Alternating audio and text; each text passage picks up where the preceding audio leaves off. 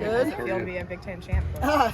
Better than not, for sure. So, no, I'm really proud of just how they grew, how they really took control of the situation. That was absolutely player-led, and that'll be a reference point for not only the rest of the NCAA tournament, but for the rest of their lives. And for me to see that transpire and to see them grab a hold of what they wanted, that was really cool to see. It seems like the kind of place that only really hangs the big banners. Yeah. Where does the Big Ten trophy go? Well, I think the Big Ten trophy, I don't know yet, to be honest with you. I haven't gotten that far, but, this is a place that only hangs national championship banners in Poly Pavilion. Hold on one second. Hey, so go down that way. This is a place that only hangs national championship banners, but it's also a place, and our program is about acknowledging growth and really staying committed to the process. And that was a pretty great step in our process. And so we will honor it. It isn't our end goal, but it is a really important part of our process. Where is the trophy now? It's in the offices at the moment. So it is really heavy, and it comes in a humongous case. So it's in the office right now. Yeah, I went to pick it up, and I was like, never mind, I'll leave. So, yeah. The shift to being a player-led team, like we saw it before the game, during the game, and now after the game, how are you kind of seeing that perpetuate? Well, Coach Tasha did a great job today in leading us in an activity about success leaves clues. So what are the clues that we need to really hold on to from what happened? And she broke them into groups and had them just write them all down. And what were specific examples of how we made player-led choices, whether in how we watched film and how we did walkthroughs, in timeouts, at halftime, certain moments during the game, really trying to etch those into our subconscious and conscious about what led to what we wanted. And how do we really scale that and continue that? And so I think if you don't really mark it down and have those reference points, it's hard to make sure that you repeat them. Was there an evolution in that in game during the championship game? Because it seemed like a big shift from first to second half. Absolutely. I mean, it really was. I mean, if you had told me and showed me a stat sheet of what the game was going to be like, I would have said, man, we lost. I mean, but it's so many of the things you can't measure. And so there's a lot of growing still needs to have happen. I was really disappointed in the hustle plays in the first half, the rebounds in the first half, our lack of aggression getting to our double teams. But I was really pleased that at halftime, I was angry going into that locker room, and I was really pleased to see in their eyes that the determination and the willingness to really make a turn. And so it really did. It evolved through each time out. I could see them in their huddles. I could see hear what they're talking about. And we played a lot of people in positions we'd never played them in before. But I think they were just so dialed in that it was just a whatever it takes mentality. Try not to put too much stock into any one game. No. But does it feel like you guys kind of needed that one? Yeah, I do. I think it's not the end all be all, but it really felt like a significant growth step. That one that a hurdle we needed to get over. I think for our own confidence, our own toughness going into the NCAA tournament, I thought it would be a lot harder to get us to a place of, you never outperform your self-image. So if they don't see themselves as a championship team, of one that can compete for a Final Four and a national championship, if they don't see themselves that way, it's really hard to coach them into those places. But when you have a thing that you go grab and you conquer and you do things that were really, really difficult and you find a way, well, it puts us in a different position psychologically, I think, going into the NCAA tournament. Do you like having this amount of time off between conference tournament and NCAA tournament? I can tell you that our men's staff would rather have that time off. I think it's got pluses and minuses, right? I think there's some rhythm things that you were like, but dang, we're losing some momentum here. Mm-hmm. But we get a chance to heal up.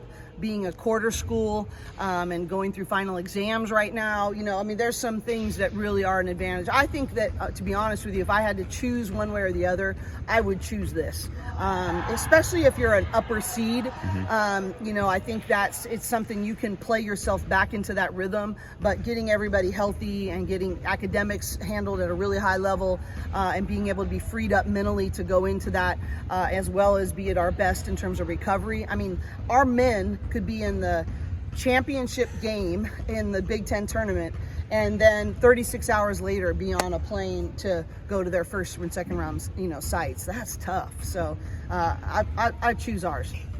Speaking to earning that confidence, I know you guys have done like visualizations every day. How important are those just 3 minutes of I'm going to watch myself do something good? Yeah, I think that, especially for our team, you wouldn't believe that we're not as confident as our talent says we should be. And I think just reminding yourself what you've already earned, I think it's really important. I've encouraged them to do it every morning when they wake up and every night before they go to bed, in addition to whatever they do here, is that I just remind themselves of all that they've earned, all that they've confidence, what do their best reps look like. And there's so much science about creating those mental loops of positivity, but of real things, and I think it's really important that you set your mind on the right things, and you got to do it every day. It's not mind hope or mind maybe, it's mindset. Like, you have to set your mind on the right things, and there's a lot of competing things in the wrong things. So I really think it's a mental discipline to be able to reset your mind every single day. What is kind of the inspiration for doing that intentional 3-minute video? Like, I know you've been doing it for years, for a long time. Honestly, Joshua Medcalf, who was our director of mental training for about 7 years, and he's written Chop Wood, Carry Water, Pound the Stone, a whole bunch of other ones. He started us on it, and he also talked about how especially females, when they leave practice, that they actually are, most of them, creating a detrimental negative loop. Oh, why was coach on me today? Oh my, why was I turning the ball over? I can't make a shot. Maybe I don't belong. He would just said it's very, if you don't interrupt that, most players will go to that place. And so then we started brainstorming about what would it look like to provide a healthier alternative to how they think, especially post practice. And then just starting themselves off that way. And I don't know anyone who doesn't, I haven't had any player say, if you just tell me one more good thing about myself, I'm just going to burst, They don't, right? So I think it's important. They get corrected a lot, but I think it's really important for them to be reminded of what they've earned.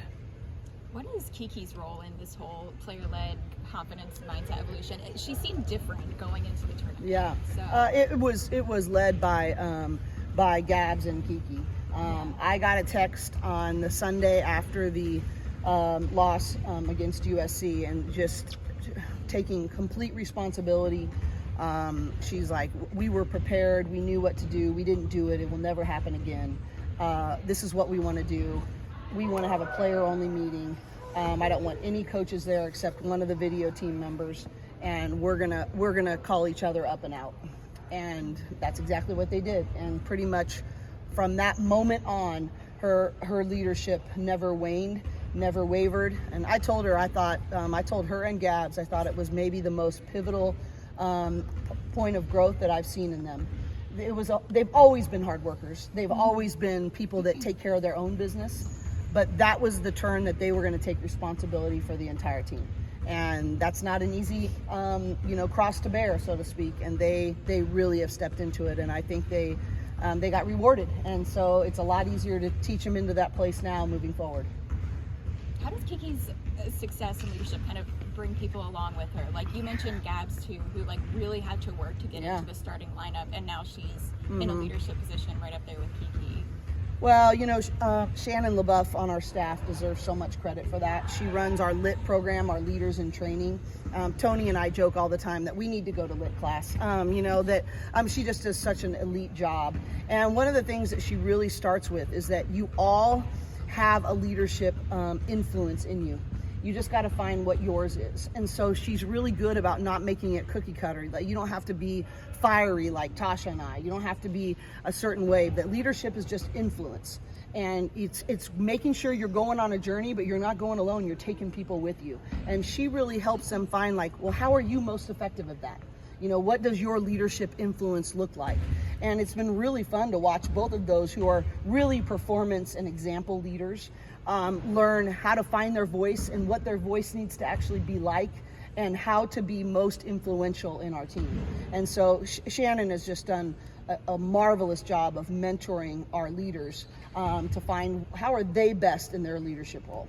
Are they roommates by any chance? Gabs and Kiki, Gabs? yeah, Okay, yeah. Which that even adds to it. So yes, Yeah. so they're leaders on that. So You mentioned after the game, like winning for the people who paved the way for you guys. Like, what's been kind of the alumni reaction to in the last weekend? One of my favorite things is, and honestly, and this is going to sound weird, but honestly, I've enjoyed seeing that at both USC and UCLA. The alumni for both programs have been coming out of the woodwork, and you want that. I mean, that is awesome, and because it just grows our game in our city more and more and more, which is just really, really cool. So are you taking care of that clock for me, Cori? Thank you.